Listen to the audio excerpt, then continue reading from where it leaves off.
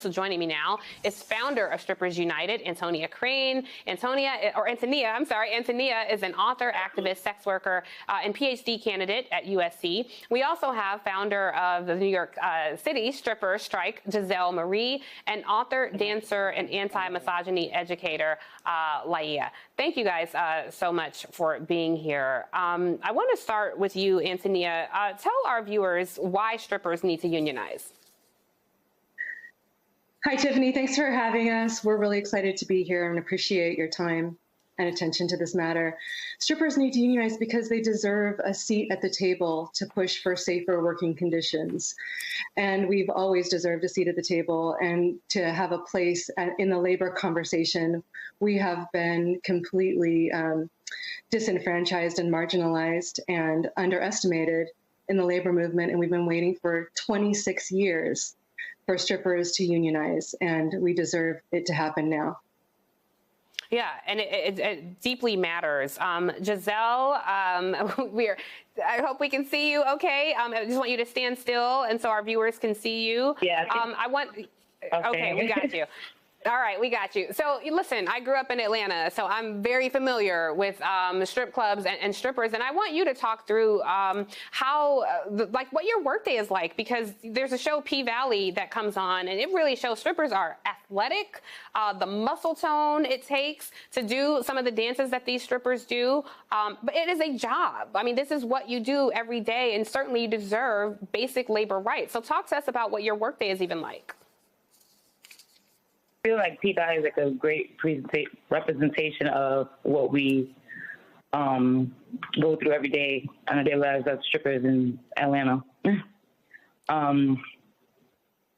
us about what is your day like? Tell us when you walked in the strip club. Like, walk us through your day. Like, what are you doing? What are the challenges that you face, and why do you enjoy, or why do you deserve, I should say, basic labor rights? You know, given how hard you work. Talk us through what your day is like.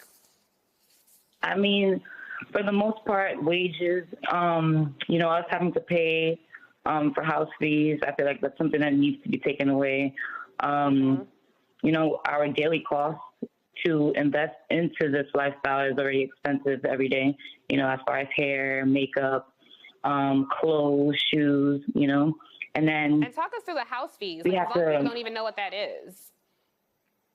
Well, a house fee is a fee that we pay to work, and we're basically renting out the room, basically. So we pay to basically work in the club. Which is ridiculous. That's ridiculous, because people are coming to see you, and you're paying to dance there. That alone is ridiculous. Like, go ahead, Giselle, finish your thought. No, and it's crazy that you mentioned that, because years ago, dancers were paid to come into the clubs, as a fee for them to come in and showcase their work. And then after years, I guess it's them seeing how much money we've been making over the years, they wanted to put their hands in the pot, Yeah. So it does not seem or sound fair. Laila, I want to talk to you. No. I haven't heard from you yet. Laila, so let me bring you in the conversation, Laila, because, some people do not support this cause. I know when I talked to a few folks, they were saying, well, strippers should pay taxes, and, what are they doing? And it's like, but they are the star attraction. People aren't going to these clubs just to have a beer. You can do that anywhere. You're going to see these folks. So if you want labor rights, which you certainly deserve, how does that balance with, paying taxes on the money you make to enjoy those labor rights? Give us your thoughts. Well, first of all, thank you so much for this whole segment. Thank you for having us here and giving us this opportunity to speak on it. I definitely pay taxes. We all pay taxes. I am not an employee like most strippers. I'm classified as a 1099 worker. And regardless of our classification, yes, I 100% support the right for employee strippers to unionize if that's what they choose.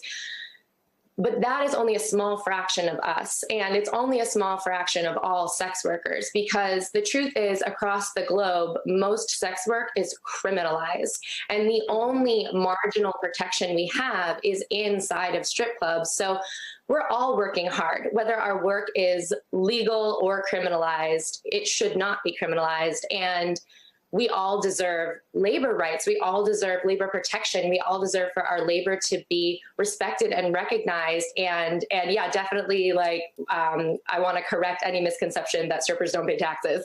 But yeah, I mean, like you said, we are the reason that folks come out to the clubs. And the reason that these clubs are so exploitative across the board, no matter what our employee status, whether we're employees or not, they're so exploitative because the sex industry is criminalized. And we need to take steps as a global society to decriminalize sex work, because we all deserve to be able to work without harm.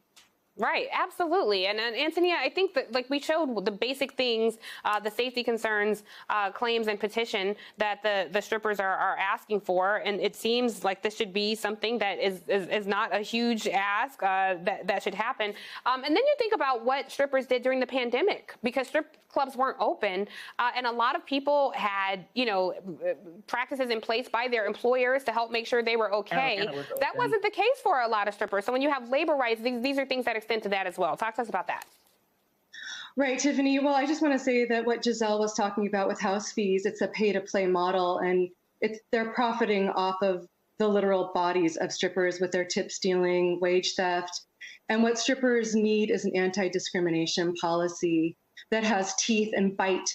And the only way to do that, 100 years plus of labor organizing will show that that's the way to push for these anti-discrimination policies and the rights of workers. And what happened during COVID is that strip club owners fired the Black and brown dancers, fired the trans dancers, fired the veteran strippers, fired strippers for asking to see their contract or expressing concern about their safety during a global pandemic. And it's just ludicrous. Courage is contagious. So I want to shed light on the Star Garden strippers that walked off the job 12 weeks ago because they asked a question about their physical safety on the job. And the way to push for rights and to get their voices heard in the workforce is to unionize. And the NLRB, regardless of employer, independent contractor contracts, because that really gets us in the weeds here. And I hear you, Lila, and I support what you're doing. But the NLRB says strippers can unionize, and that is the way to push for rights. So the pandemic was hard, and I've actually done a lot of math. In 7 years, at the club I just worked at and worked 700 shifts, my club stole $294,000 from me over 7 years. That's ridiculous. And so to all the folks who are, who patron strip clubs, they have to start asking, are you a union shop? How are the dancers treated? I know everybody has a good time there, but these are human beings who you are going to watch and getting entertained by, and they deserve labor rights. And if you are spending money at these clubs, you ought to have some value and respect for the women you're coming to see and start pressuring these clubs to treat these women well.